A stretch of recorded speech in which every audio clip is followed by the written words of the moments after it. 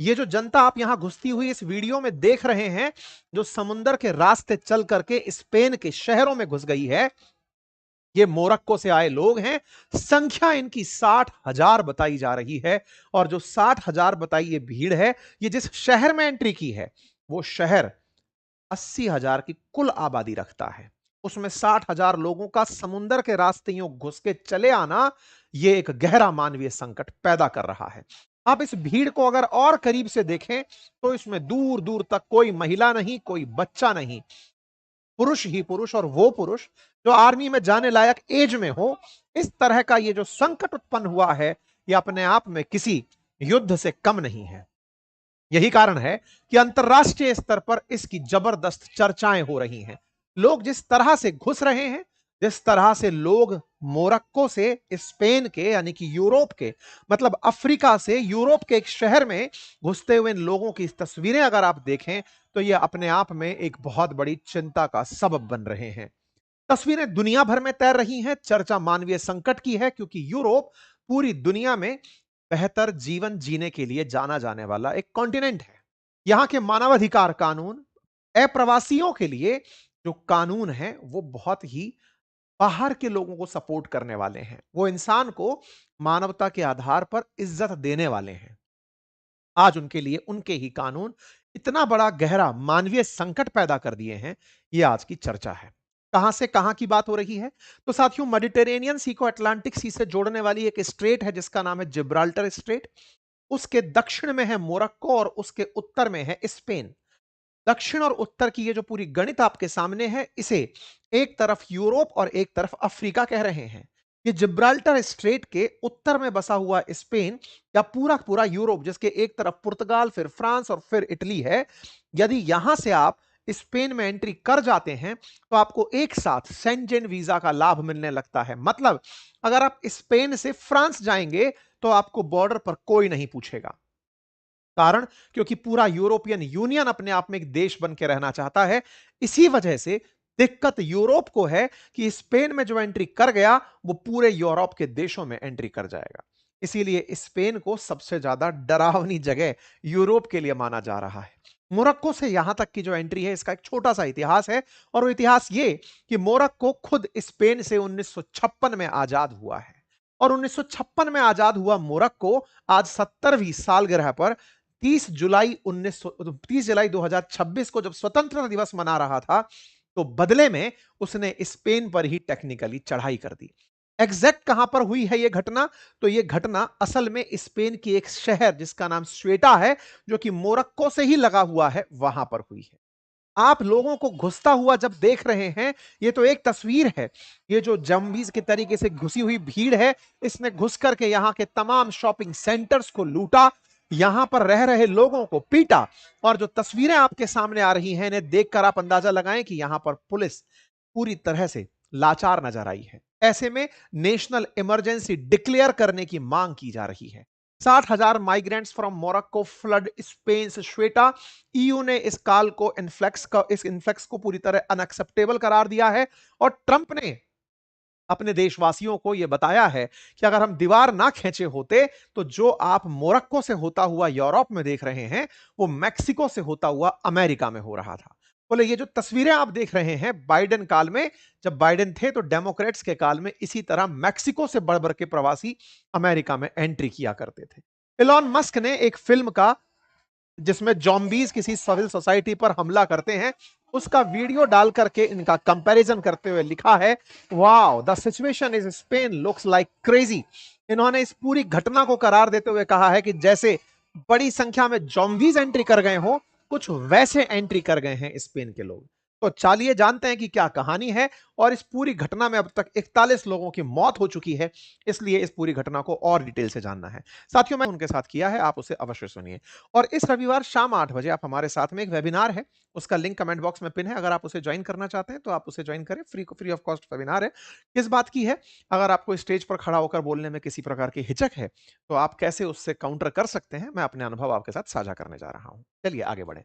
तो फिलहाल के लिए चर्चा स्पेन की, तो मैप पर थोड़ा सा स्पेन समझ लेते हैं। कॉन्टिनेंट्स की बात करें, तो आप और हम जहां रह रहे हैं, मेजरली, क्योंकि आप में से कई लोग ऐसे भी हैं जो मुझे सुनने वाले दूसरे कॉन्टिनेंट से भी सुन रहे हैं, अमेरिका में बैठे हुए भी मुझे सुन रहे हैं। लेकिन मैं अटलांटिक ओशन होते हुए जब आप जाते हैं तो ये समुंदर जो है ये यूरोप को अफ्रीका से अलग करता है। लेकिन केवल पानी इतना अलग करे कि मानव सभ्यता के अंदर कई कई सालों का अंतर आ जाए, तो शायद यह अपने आप में चर्चा का विषय होगा। साथियों, यूरोप पूरी दुनिया में सबसे प्रॉस्पेरस कॉन्टिनेंट्स में से है, दुनिया पर राज करने वाले कॉन्टिनेंट्स में से है। स्पेन ने अपने सामने ही मोरक्को पर कईयों साल शासन किया है। इस मोरक्को पर शासन किया है, आज उसी मोरक्को से लोग निकलकर स्पेन के शहर में आक्रमण करने घुस गए हैं। असल में ये हथियार लेकर नहीं घुसे हैं, इसलिए आक्रमण नहीं, इन्वेजन तो है, लेकिन ये कैसा है ये आने वाला समय बताएगा। फिलहाल के लिए ये दोनों एक दूसरे से एक छोटी सी जल संधि, जैसे स्टेट ऑफ हॉर्मुज सुनते हैं, स्टेट ऑफ बाबे मंडल सुनते हैं, मलक्का सुनते हैं, ऐसे ही दुनिया की एक बहुत ही चर्चित और बहुत ही कहिए तो जिसका ट्रांजिशन बहुत ज्यादा होता हो, जिस जगह का वो स्ट्रेट है जिसका नाम जिब्राल्टर स्ट्रेट है। तो ये जिब्राल्टर स्ट्रेट से स्पेन में एंट्री कर गए हैं। अब देखिए थोड़ा सा मैप के अंदर अब शहर की स्थिति में आपको बताता हूं। साथियों, जो शहर हम बता रहे हैं वो पेनिनसुलर स्पेन के अंदर नहीं है। पेनिनसुलर स्पेन बोले तो वो क्षेत्र जो कि पूरी तरफ तीन तरफ से पानी से घिरा हुआ ये बड़ा सा जो क्षेत्र है, इसमें एंट्री नहीं हुई है। कहां एंट्री हुई है? तो स्पेन के दो शहर जिसमें से एक का नाम स्वेटा है और एक का नाम मेलिला है, ये मोरक्को से ही लगे हुए दो शहर हैं। लेकिन इन शहरों पर कई सालों से, मतलब सैकड़ों सालों से स्पेन का ही कंट्रोल है। स्पेन का कंट्रोल तो मोरक्को पे भी था, लेकिन मोरक्को तो इन्होंने आजाद कर दिया। स्वेटा और मेलिला स्पेन की सरकार ने अपने पास ही रखा। अब आप पूछेंगे, ओ तो स्वेटा पर हमला हुआ है, मतलब स्वेटा के अंदर लोग घुस गए हैं, तो बच गया स्पेन? कतई नहीं बचा। एक बार अगर यहां एंट्री कर गए और यहां से अगर आप अब स्पेन गए, तो आपको पुलिस नहीं रोकेगी। आप स्वेटा में एंट्री कर गए, मतलब समझिए कि आप स्पेन में एंट्री कर गए। आपके ऊपर वही नियम लागू होंगे जो स्पेन में लागू होते हैं। ऐसा नहीं है कि अब स्वेटा से अगर आप स्पेन जाएंगे तो फिर आपके लिए अलग नियम होंगे। स्वेटा ही स्पेन है, अब आप ऐसे समझकर चलिए। तो साहब ऐसे कौन से नियम लागू होंगे? इंटरेस्टिंग है जान लेना। साथियों, अगर इन देशों में आप इस तरह से एंट्री कर जाएं, तो एंट्री करने के बाद आपको वापस धकेल कर भेजा नहीं जा सकता। वापस धकेल कर नहीं भेजा जा सकता से क्या मतलब है? असल में हाल ही में स्पेन की एक अदालत ने, सुप्रीम कोर्ट ने, सबसे बड़ी कोर्ट ने एक 2024 के मामले पर फैसला सुनाया था। 2024 का क्या मामला था? 2024 का मामला यह था कि एक व्यक्ति मोरक्को से स्पेन पानी के रास्ते चला गया था। स्पेन की पुलिस ने उस व्यक्ति को वापस मोरक्को को पकड़ा दिया था। उसे सुनवाई का अधिकार नहीं दिया गया। इस पर मानवाधिकार संगठन स्पेन में सक्रिय हुए और सुप्रीम कोर्ट में केस चला। सुप्रीम कोर्ट ने कहा कि यदि कोई व्यक्ति पानी के रास्ते अपना जीवन दांव पर लगाकर किसी देश में शरण मांगने आया है, तो शरणागत के साथ ऐसा नहीं कर सकते। उसे सुनने का तो मौका दिया जाना चाहिए। सुप्रीम कोर्ट ने कहा कि यदि कोई व्यक्ति बॉर्डर से, यानी कि फेंसिंग को क्रॉस करके आए, तब तो आप उसे धकेल सकते हो वापस। लेकिन अगर कोई समुद्र के रास्ते आपके अंदर आ जाए, वाया सी रूट आपके शहर में एंट्री करे, तो उसे बिना सुने मत भेजिए, क्योंकि वो व्यक्ति मानवीय संकट जी रहा था। अगर पानी के रास्ते तैरकर वो आप तक पहुंचा है, तो उसे सुनने का मौका दिया जाना चाहिए। अब सुनवाई कोर्ट में एक दिन में तो होती नहीं है। 60,000 लोग अगर एक साथ आ जाएं, तो सुप्रीम कोर्ट कितनों को सुनेगी? तो ऐसे में सुनवाई का अधिकार पाने तक उस व्यक्ति को उस शहर में अब मतलब एक तरह से टेम्परेरी कैंप लगाकर रहने की सुविधा दी जाए। उस व्यक्ति को टेम्परेरी कैंप के साथ खाने पीने का भोजन, समय तक पैसा और रोजगार का भी प्रबंध करा जाए। अगर उनकी सुनवाई में वो अपने बात सही से नहीं रख पाते तो लौटा दिया जाए। अब आप खुद ही सोच लीजिए कि इसमें कितने लूप होल्स हैं। एक बार एंट्री करना है बस सुप्रीम कोर्ट में सुनवाई का, फिर तो इंतजार करना है जो एक दिन में हो नहीं रही है। खुद अगर वो जेल में भी डालते हैं तो बढ़िया खिलाएंगे, इतना बढ़िया कि इन देशों में रहने से तो बढ़िया ही था। यूरोप की तो जेलें भी बेहतर हैं। ऐसे में वहां जाकर इन्हें जेल से भी निकाल दिया जाता है, क्योंकि अप्रवासी अपनी जान की भीख मांग कर पहुंचा है। इस मैं मेरे देश में सुरक्षित नहीं था, इसलिए आपके यहां आया हूं, मुझे शरणागति दो। अब अगर शरणागति देनी है, तो ऐसे में स्पेन के क्या हाल है वो आपके सामने है। तो कौन से दो शहर हुए? स्वेटा और मेलिला। होने को ये अफ्रीकी कॉन्टिनेंट से ही जुड़े हुए हैं, लेकिन इनमें नियम सारे स्पेन वाले ही लगते हैं। इसीलिए लोगों ने बॉर्डर से जाने की जगह पानी से तैरकर जाना प्रेफर किया। आप कहेंगे ये कानून कब बना? असल में सुप्रीम कोर्ट का फैसला 16 जुलाई को ही आया था, 16 जुलाई 2026 को। 2024 का मामला था, 2026 के अंदर 16 जुलाई को फैसला आया और तुरंत इस फैसले के बाद एक मुहिम छेड़ी कि चलो फैसला आपके पक्ष में आ गया है, सब लोग समुद्र से पहुंच जाओ। तो लोग बड़ी मात्रा में समुद्र से पहुंचना शुरू हो गए। जहां पहुंचे उस शोटा नामक शहर में स्पेन 1415 से नियंत्रण में लेके बैठा हुआ है। मात्र 85,000 की आबादी है, 60,000 लोग तो वहां एक्स्ट्रा में एंट्री कर गए। मेलिला जिसमें 88,000 की आबादी है, हालांकि वहां पर कम लोग संख्या में पहुंचे, लेकिन ये दोनों ही शहर स्पेन के शहर हैं। स्पेन जिसकी राजधानी मैड्रिड है, खूबसूरत शहर है, यूरोप का शहर है, यूरोपियन यूनियन का सदस्य है। मोरक्को की कहानी बड़ी इंटरेस्टिंग है। ये अफ्रीकी देश है, लेकिन साथियों इसके साथ खेला किया है ट्रंप ने और इजराइल ने। कैसे? असल में आपको याद होगा, ट्रंप जब पिछली बार सत्ता में आए थे तब एक अब्राहम अकॉर्ड लेकर आए थे, जिसमें यह कहा गया था कि अमेरिका आप लोगों को कहता है, मुस्लिम देशों को, मोरक्को मुस्लिम कंट्री है, कहता है कि मुस्लिम देशों से कहता है कि वो इजराइल को एक्सेप्टेंस दें। एक्सेप्टेंस अगर देंगे तो आपको बड़ा फायदा मिलेगा। तो साहब पिछली बार जब ये आए तो अब्राहम अकॉर्ड जहां एक और यूएई से करवाया, यानी कि यूएई ने इजराइल को मान्यता दी, वैसे ही मोरक्को ने भी इजराइल को मान्यता दे दी। बदले में इन्हें आज ये जो गिफ्ट मिला है, टेक्निकली ये इजराइल की तरफ से और अमेरिका की तरफ से मोरक्को को दिया गिफ्ट था कि जाओ और जाकर स्पेन में घुस जाओ। अब ये कहानी बड़े रोचक पड़ाव पर पहुंच गई है। ये जो घटना आप होती देख रहे हैं, जिसमें लोग इतनी बड़ी संख्या में घुसे हैं, आप देख रहे हैं हालत, ऐसे घुस रहे हैं और जो लोग यहां पर स्पेन के निकल रहे हैं उन्हें ऐसे पीटा जा रहा है, पकड़ पकड़ कर ये मारा जा रहा है। ठीक है, ये घटनाएं जो हो रही हैं, इसके चलते श्वेटा जो कि एक ऑटोनोमस शहर है, वो स्पेन से कह रहा है कि सर हमें बचाने के लिए फौज भेजो, हमें बचाओ। हेडलाइंस बनती हैं। आप सोचिए अमेरिका में तो इस बात की खुशी मनाई जा रही है। जेडी वेंस लिख रहे हैं कि thank God we elected Trump, otherwise हमारे देश में भी ऐसा होता। इंटरेस्टिंग है, जेडी वेंस जब यूरोप गए थे तब भी जाकर के यूरोपियन यूनियन के देशों को समझाया था कि तुम लोगों के लिए प्रवासी बड़ी संख्या बनेंगे, ये जो अवैध रूप से प्रवासी घुसे चले आ रहे हैं ये बड़ी संख्या बनेंगे। व्हाइट हाउस खुद इस बात को डाल डाल करके लोगों को चेतावनी दे रहा है, देख लो अपने देश में भी यही हालत होते। थैंक गॉड कि हमने ट्रंप को चुना, जिन्होंने अपने देश में लोगों को नहीं आने दिया। ट्रंप खुद बोल रहे हैं कि देखा हजारों लोग आज जो स्पेन में घुस आए हैं, निपटो इन सब से। अब इसकी कहानी क्या है? देखो, अमेरिका ने तो खुद को बचाने के लिए मैक्सिको से बाउंड्री वॉल बना ली ताकि गधा रूट से होकर के लोग यहां पर घुस ना पाए। लेकिन व्हाइट हाउस लोगों को अब यह बताने का प्रयास कर रहा है कि समझो ये कितनी बड़ी परेशानी बन चुकी है जो ये लोग इधर से उधर घुस रहे हैं। चलिए साहब, ये सारी बात हो गई। इलॉन मस्क अपने आनंद लेने के लिए जाने ही जाते हैं, वो तो बार बार वीडियो डालकर इन्हें जॉम्बी कह रहे हैं कि जॉम्बी घुसा है। अब इन जॉम्बीज की कहानी में इलॉन मस्क जो है ना, वो स्पेन के पीएम को भी ट्रोल कर रहे हैं कि आ गए बेटा, अब समझ में आ गया तुम्हें कि क्या हो रहा है। क्योंकि जॉर्जिया मेलोनी, इटली की पीएम, ने साफ कह दिया है कि सुनो भैया स्पेन वालों, हम तुम्हारे साथ शेंजन वीजा रद्द कर रहे हैं।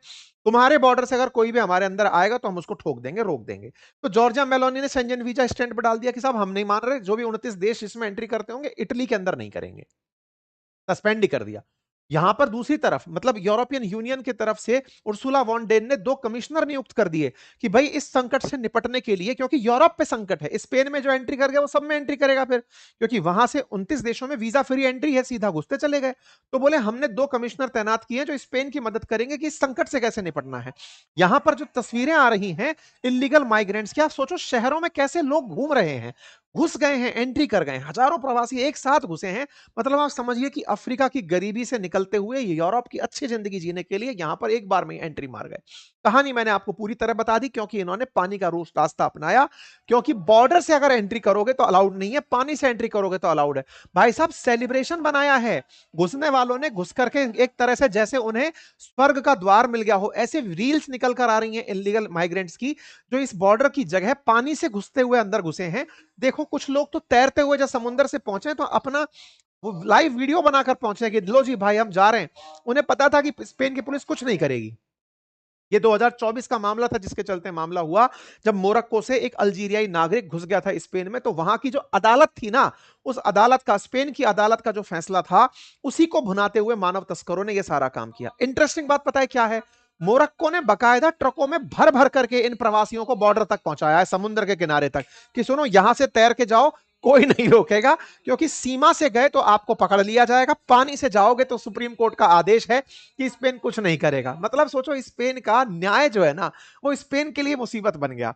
स्पेन का न्याय था कि भाई हम पानी से आया तो इसको इज्जत देंगे, लोग तो स्विमिंग पूल की तरह से समझते हुए पानी से जा रहे हैं। आप ट्रकों को देखेंगे तो बकायदा जो पुलिस है ना, वो रास्ता दिखा रही है। आप देखिए, पुलिस रोक रोक करके कह रही है कि सुनो, इधर से जाओ, इधर से। मतलब मोरक्को की पुलिस ने रास्ता दिखाया है इन अवैध लोगों को जाने के लिए। पूरा प्रयास गार्ड्स के द्वारा बकायदा लोगों को उतार उतार करके मोरक्को से, कि जाओ पानी में तैरते तैरते पहुंच जाओ स्पेन। पूरी तरह से एक तरह का इन्वेजन था। ये पूरी तरह से इन्वेजन जो था, ये केवल मोरक्को के बस की बात नहीं थी। अगर स्पेन अमेरिका के साथ रहा होता तो मोरक्को की इतनी हिम्मत नहीं होती। असल में मोरक्को की हिम्मत के लिए जिम्मेदार अमेरिका और इजराइल था। वही अब्राहम अकॉर्ड जो इनके लिए सबसे बड़ा कारण बना। अब उस पर डिकोड होने लग रहा है कि यह खेला पूरा किया धरा अमेरिका और इजराइल का है। वो कैसे है, अब सुनो। असल में इजराइल वाले लोग अब इस बात के स्पेन पर मजे ले रहे हैं कि हाँ भाई, स्पेन वालों बहुत बोलते थे ना जब हम गाजा पट्टी और वेस्ट बैंक को लेकर के कुछ करते थे, तो जीनोसाइड शब्द तुमने ही दिया था। यूरोप के तुम ही वो देश थे जो हम पर आर्म एम्बार्गो लगा रहे थे, हमसे कह रहे थे कि नहीं, तुम गलत कर रहे हो। अब तुम्हारे देश में आ गया मानव संकट, निपटो। इंटरेस्टिंग जानकर आपको आश्चर्य होगा, इजराइल ने पहली बार मोरक्को को आजादी मुबारक दिया 30 जुलाई को। यह तस्वीर जो आप देख रहे हैं, इजराइल की एम्बेसी के द्वारा मोरक्को को बधाई दी गई। किस बात के लिए? कि बधाई हो, happy independence day. First time हुआ। क्यों? क्योंकि स्पेन ने कंडेम किया था इजराइल को, तो नेतन्याहू ने स्पेन को कहा था कि बेटा तुम कीमत चुकाओगे, और स्पेन ने इसी के चलते हजारों मोरक्कन माइग्रेंट्स घुस गए, और इजराइल ने इसी के चलते मोरक्को को फर्स्ट टाइम कांग्रेचुलेट किया। ये तस्वीरें इजराइल से निकल निकल कर ट्वीट्स आ रहे हैं, और कांग्रेचुलेशन मोरक्को को दिया जा रहा है, और सरकाजम में स्पेन को दिया जा रहा है कि बधाई हो, आप लोगों ने बढ़िया कर लिया, आपने बहुत से लोगों को आने दिया। लोग मजे ले रहे हैं कि नेतन्याहू ने मुंह खोला और खोल करके मोरक्को के लोगों को उधर धकेल दिया। ऐसा क्यों? क्योंकि स्पेन ने लगातार ट्रंप की नीतियों को, ट्रंप जब ईरान पर हमला करने जा रहे थे तब उन्होंने स्पेन से कहा था कि मुझे तुम्हारा हवाई क्षेत्र यूज करने दो, मेरे F-35 जाएंगे स्पेन में, रिफ्यूलिंग करेंगे और वापस उड़कर वहां जाएंगे। स्पेन ने कंडेम कर दिया था कि ईरान पर हमले में आपका साथ नहीं देंगे। ऐसे ही स्पेन ने इजराइल को भी, जिस तरह से गाजा में जब इजराइल हमास के साथ लड़ रहा था, क्योंकि इजराइल के अंदर ऐसे ही लोग घुस आए थे, 1200 लोगों की मौत हुई थी 7 अक्टूबर 2023 को, तो इजराइल ने उन्हें गाजा में घुसकर जब मारा तो इस पर इजराइल को कंडेम स्पेन ने किया कि यह मानव अधिकारों के खिलाफ है। तो लो बेटा, अब तुम संभालो। स्पेन ने इतना तक किया था कि 2025 में अपने एम्बेसडर को इजराइल से वापस बुला लिया। स्पेन के पीएम ने पूरी तरह आर्म एम्बार्गो लगा दिया कि इजराइल को हम वेपन नहीं देंगे, और कोई देश उसको वेपन देगा तो हम व्यापार नहीं करेंगे। Those responsible for Gaza genocide must be held accountable, ऐसा स्पेन के पीएम ने कईयों बार कहा है। मतलब स्पेन के पीएम ने लगातार दुनिया में आवाज फिलिस्तीन के लिए उठाई और इजराइल की खिलाफत की, और जब लगातार खिलाफत चलती रही, अभी 5 दिन पहले भी इन्होंने वेस्ट बैंक के अंदर जो इजरायली सेटलमेंट हो रहा है उसके खिलाफ आवाज उठाई। ये तमाम जो आवाजें हैं आज इन्हीं को वापस पड़ रही हैं, क्योंकि ट्रंप और इजराइल ने मिलकर के मोरक्को को उसका गिफ्ट दे दिया। किस बात का गिफ्ट? अब्राहम अकॉर्ड का, कि तुम्हें कहा था ना कि इजराइल को मान्यता दो, अगर मान्यता दी तो अब तुम्हारे खिलाफ हम नहीं बोलेंगे।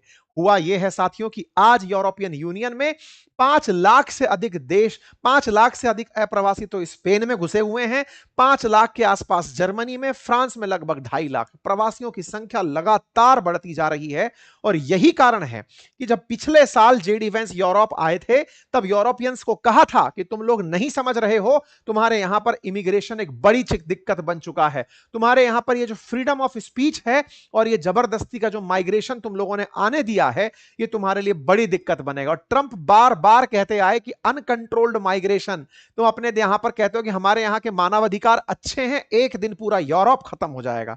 लगता है कि ट्रंप अपनी जगह शायद सही रहे होंगे जब 60,000 लोग एक साथ इस तरह से घुसकर आए हो, लेकिन ये राजनीति तो थी, ये ऐसी जियोपॉलिटिक्स थी जहां अमेरिका और इजराइल ने स्पेन को यह मजा चखाने के लिए कि बेटा तुम हमारे खिलाफ थे ना, एक का गेट खोला है और वो चला आया, अगर तुम हमारे साथ होते, हिम्मत नहीं होती, शूट एट साइड करा दिए होते, कोई घुस नहीं पाता। इतने दिन से तुम बचे हुए हो हमारे कारण, लेकिन अब तुम हमसे ही मेरी बिल्ली मुझको ज्ञान देगी, तो लो तुम्हारे साथ क्या होगा। साहब वही हुआ। अब साहब क्या कर रहा है स्पेन?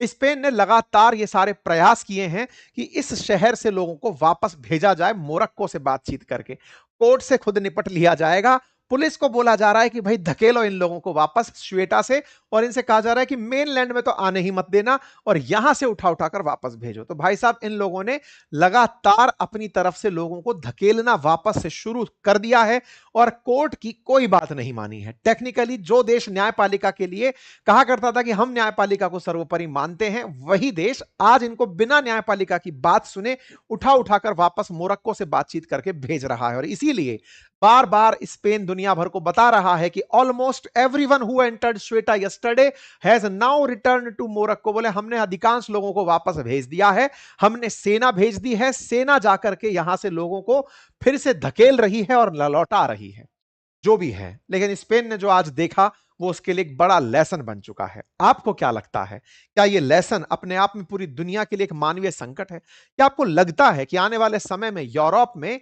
जो आज ये हुआ, पुलिस के आज ये जो हुआ बिना सेना के दुनिया घुसकर चली आई, क्या आपको ऐसा नहीं लगता कि एक दिन दुनिया भर के ये देश इसी को एक मॉडल मान करके यूरोप के देशों में एंट्री कर जाएंगे और वो लोग कुछ नहीं कर पाएंगे? क्या आपको आने वाले समय में एक गंभीर संकट आता हुआ दिखाई नहीं देता? अपनी राय कमेंट बॉक्स में जरूर बताएं। बाकी मैंने आपके लिए जो लिंक वीडियो का डाला है उसे अवश्य सुनिएगा, एक अच्छा डिस्कशन है, और अपनी राय कमेंट बॉक्स में रखिएगा। वेबिनार का लिंक भी कमेंट बॉक्स में पिन है, आप जाकर उसे भरें। चैनल पर नए हैं तो सब्सक्राइब करना बिल्कुल ना भूलें। धन्यवाद।